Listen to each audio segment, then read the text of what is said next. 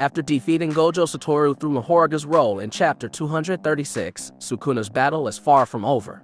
Now 2 sorcerers have entered the arena to take on the Curse King. The question is, can they both defeat Sukuna? Without further ado, let's get started. This chapter begins with Kashimo taking to the battlefield as the God of Thunder. This reincarnation of an ancient sorcerer shows no fear as he faces Sukuna, who has become his target. Ōrome stands on a chunk of ice floating above the battlefield. From the other side of the arena, Hakari also entered because he had promised Kashimo not to let Ōrome interfere. Hakari activated his domain expansion around Ōrome, triggering ice formation in response. Although Ōrome was trapped within Hakari's domain, the chunks of ice they were standing on continued to fall and evaporate. Kashimo noted that Ōrome's goal was to send weapons to Sukuna.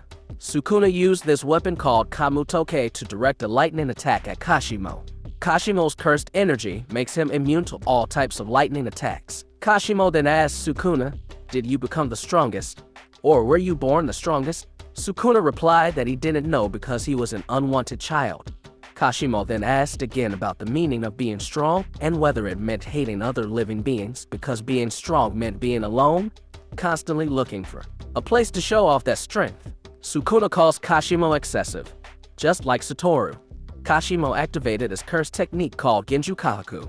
He lands a punch on Sukuna and immediately launches another attack. Kashimo's curse technique allows him to launch any attack he forms with his cursed energy in the form of a wave. This technique increases his strength and agility. The wave attack can vaporize anything in his path.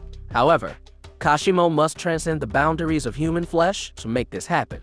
As a result, his body will disintegrate once he deactivates this curse technique. Kashimo then transformed into a form composed of electrically charged gas. He managed to attack Sukuna once again. Sukuna could actually revive his original body once without using the reverse curse technique. Until now he had refrained. However, in this fight, he activated this transformation. Mist enveloped Sukuna's body before he reappeared in his original Heianura form with 4 arms and 4 legs. Chapter 237 states that the reincarnation transformation has begun again. This transformation immediately raised concerns about Megumi's status. Before Satoru was released from the prison realm, Sukuna detached himself from Yuji Itadori's body and took over Megumi's body to obtain the 10 Shadows curse technique. However, Megumi was not as strong as Yuji, who could fight Sukuna. After Sukuna took control of Megumi's body, his fate is unknown. Some fans predict that Megumi is dead. However, there is hope that he is alive and waiting for the right moment to attack Sukuna from within. Meanwhile, others hope that Satoru will be the one to free him. Satoru's death has dimmed the hope of freeing Megumi from Sukuna's clutches. Now that Sukuna has regained his original body, no one knows what Megumi's fate will be. It's worth noting that Satoru met his friends in the afterlife, but neither Megumi nor Nabara, whose fate has been unclear since the Shibuya incident. Meanwhile, the series editor mentions that the current situation is no longer a battle between the strongest, but rather a battle of many against the strongest.